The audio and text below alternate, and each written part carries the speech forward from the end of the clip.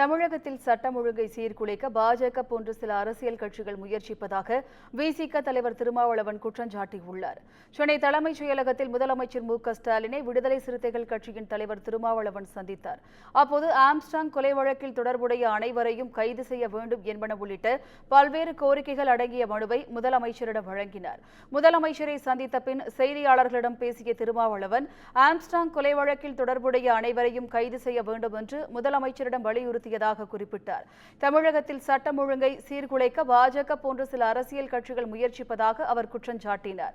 மேலும் காவல்துறை விசாரிப்பதற்கு முன்னதாகவே சிபிஐ விசாரணையை பாஜக கோரியது ஏன் என்று கேள்வி எழுப்பிய திருமாவளவன், ஆருத்ரா முறைகேட்டில் பாஜகவினர் சிலருக்கு தொடர்பு இருப்பதாக பேசப்பட்டு வருகிறது என்றார். ஆம்ஸ்ட்ராங் படுகொலையிலும் கூட அரசியல் செயல் திட்டம் இருக்க வாய்ப்பு இருப்பதாக விடுதலை சிறுத்தைகள் கட்சி சந்தேகப்படுகிறது.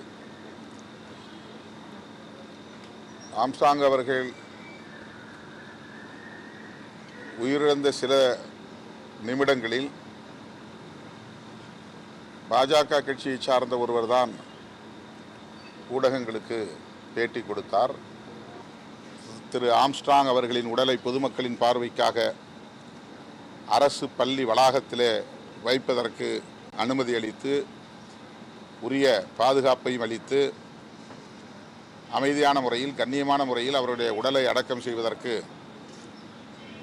அரசு ஒத்துழைத்ததற்காக எமது நன்றியையும் முதல்வருக்கு தெரிவித்தோம்.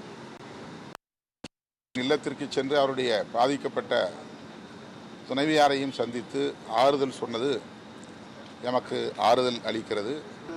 அது திட்டமிட்டவர்கள், அதுதான் மனுவாகவே கொடுத்துட்டு வரோம். திட்டமிட்டவர்கள், கூலிக்காக இதில் பின்னிருந்து வேலை செய்தவர்கள் அனைவரும் கைது செய்யப்பட வேண்டும். ஆருத்ரா கோல்டு,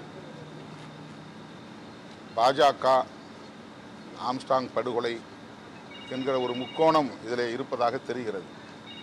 எல்லா விவாதங்களிலும் ஆருத்ரா கோல்டு பேசப்படுகிறது.